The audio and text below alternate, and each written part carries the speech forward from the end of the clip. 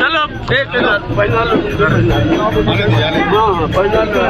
पुष्पेंद्र भैया सत्कर्ष करो, हम तुम्हारे साथ हैं। भैया हम तुम्हारे साथ हैं। पुष्पेंद्र भैया जगन्नाथ भैया जिंदाबाद जिंदाबाद। राज भैया कुलचंद भैया जिंदाबाद जिंदाबाद। पुष्पेंद्र करो जिंदाबाद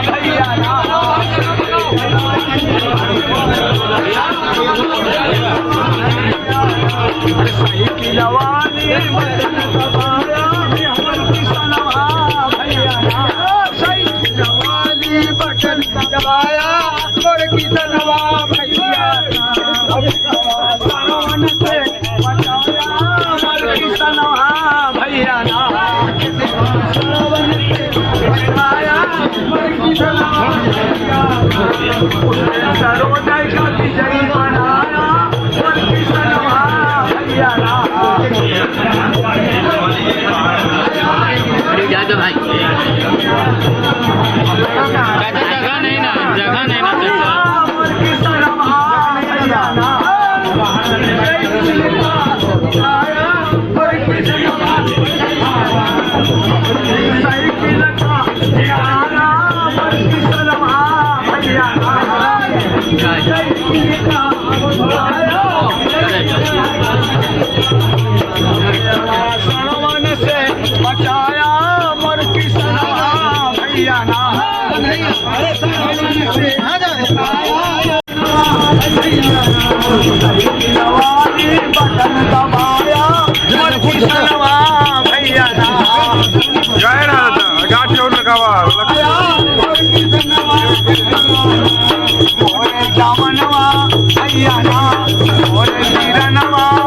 भैया ना, साइकिल वाली बटन दबाया पर बीरनवा भैया ना,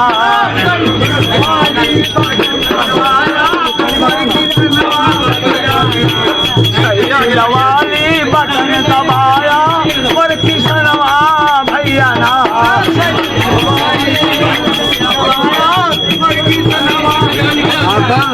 पुष्पेंद्र भैया का विजयी बनाया पर किसनवा भैया ना, एक जवनवा भैया ना और किसनवा भैया ना, पुष्पेंद्र भैया का विजयी बनाया पर जवनवा भैया ना,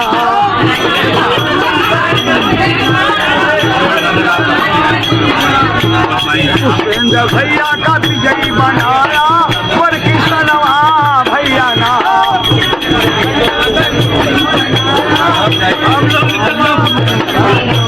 साइकिल वाली बटन दबाया पर किसनवा भैया ना,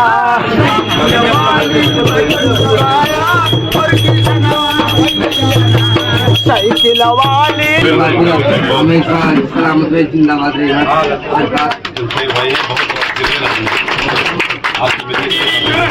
चलिए आप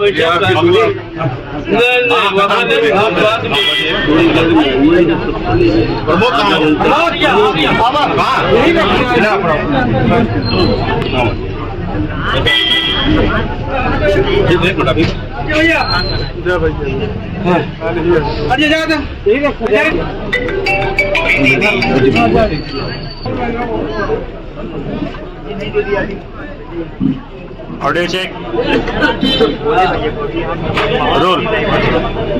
नमस्कार, मैं हूँ सबा खान। आप देख रहे हैं मेरी पड़ताल। अखिलेश को देखकर मेरे मन में सबसे पहला सवाल, क्या उम्र है आपकी? मेरी उम्र 25 साल 2 महीने ज्यादा है 25 साल से अभी हाल ही में। जी जी। हाँ, कैसे आप राजनीति में इंटरेस्ट कैसे आया? देखिए, सबसे पहले मैं राष्ट्रीय जनता जी का धन्यवाद देता हूँ। उन्होंने मेरे जैसे युवा पे एक भरोसा जताया।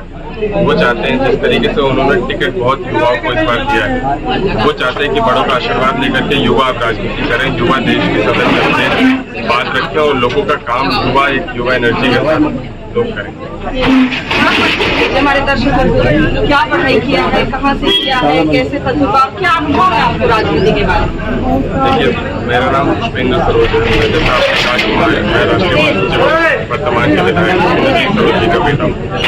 मेरी पढ़ाई लंदन से हुई है, Queen Mary University of London, accounting and management.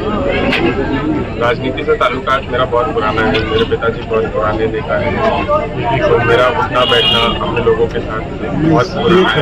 और राजनीति में अक्सर लोग कहते हैं कि आप अभी राजनीति में नए हैं, लेकिन ताल्लुकात पुराना है, बस सक्रिय अभी हो, क्योंकि एज अभी हुई।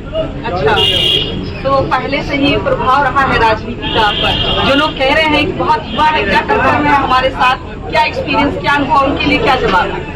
ठीक है, जो लोग कह रहे हैं कि बहुत युवा है, टक्कर में नहीं है या फिर एक्सपीरियंस की जरूरत होती है, काम करने का एक स्वभाव होना चाहिए, एक मन होना चाहिए। उसके लिए कोई एज नहीं होती। अगर आप वर्तमान सांसद जी को देखें तो 10 साल उन्होंने लोगों का काम नहीं किया, उल्टा अपमान किया लोगों का। तो काम करने के लिए कोई एज नहीं होती और सम्मान करने के लिए कोई एज नहीं होती है। और मैं एक युवा होने के नाते मैं सभी इंसान से मिलता हूँ, दिल खोल के मिलता हूँ, मेरे बुजुर्गों का आशीर्वाद लेता हूँ। किन मुद्दों को उठा रहे हैं आप? देखिए, जैसे मैंने कहा कि कौशाम्बी की जनता इस बार पूरी तरीके से मन बना चुकी है ये बदलाव करने के लिए।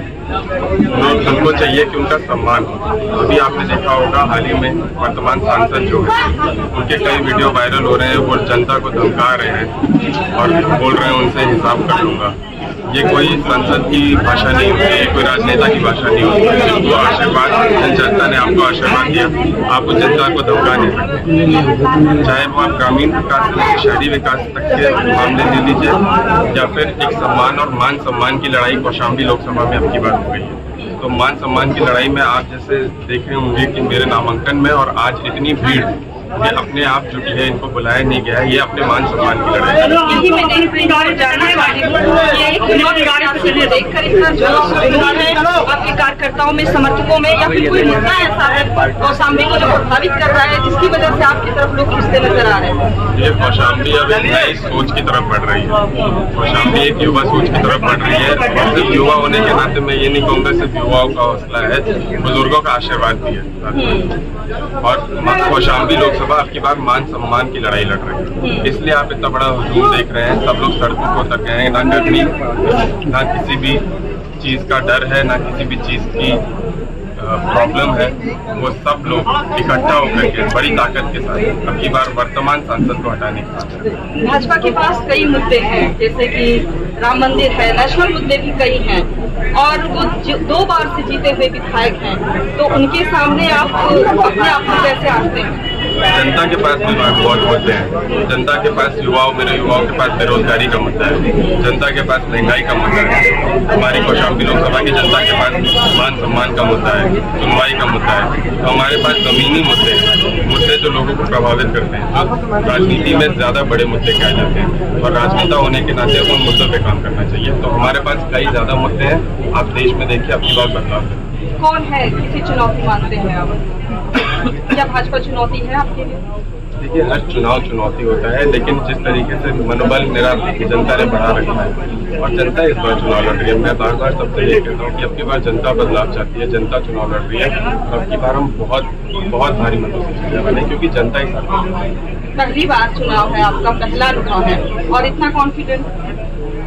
देखिए, जब जनता आपके साथ कंधे से कंधा मिला के चलती है तो कॉन्फिडेंस ओवर कॉन्फिडेंस की बात नहीं होती। आप समझ जाते हैं कि माहौल क्या है।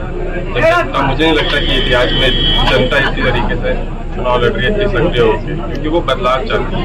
ना रोजगार है, महंगाई चरम पर है, और इतने सारे मुद्दों को लेकर भाजपा के नेता खुलेआम स्टेज से बोलते हैं कि वो कॉन्स्टिट्यूशन को बदल देंगे और आरक्षण खत्म कर देंगे, तो ये भी बहुत सारे मुद्दे हैं। तो वो बाबा साहेब की भी लड़ाई है, वो अपने मान सम्मान की लड़ाई है, महंगाई की भी लड़ाई है।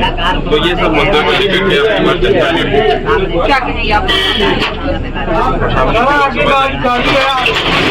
यही कहूँगा जिस तरीके से आपका प्रेम मिला है, ये अभी हमारे 10-11 चुनाव, अब आप निकल जाइए, अपने लोगों को समझाइए, और मेरी आप सभी से यही अपील है कि हम चुनाव जीत रहे हैं, लेकिन इतने भारी मतों से जीते ये पूरे कौशाम्बी लोकसभा से अब की बार भारतीय जनता पार्टी का झूठ और छलावा फिर से कभी लौट के नहीं। पुष्पेंद्र सरोज जी को सुन रहे थे आपने बातों से अंदाजा लगा लिया होगा कि उम्र भले ही कम है, लेकिन तजुर्बा बात करने की जो गंभीरता है, मुद्दों को समझने का, और जनता के बीच जो मूल मुद्दे हैं उसको उठाने का जो एक सलीका है वो आपको नजर आ रहा होगा। मैं यही कहूंगी आपसे कि जो युवा नेता है वो नई सोच और नई रणनीति के साथ चुनावी मैदान में है। फिलहाल ये जो लोकतंत्र और संविधान बचाने की लड़ाई है विपक्ष की, और इसको कितना जनता तब्दील करती है अपने वोट बैंक में, ये देखने वाली बात होगी। मैं फिर मिलूंगी ऐसे ही नई शख्सियत के साथ, देखते रहे मेरी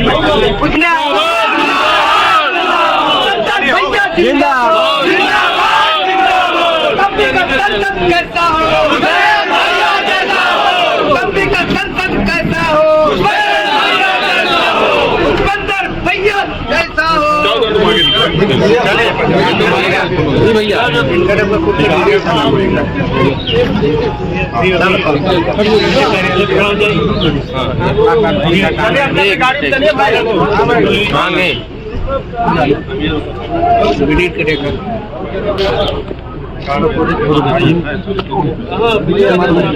अच्छा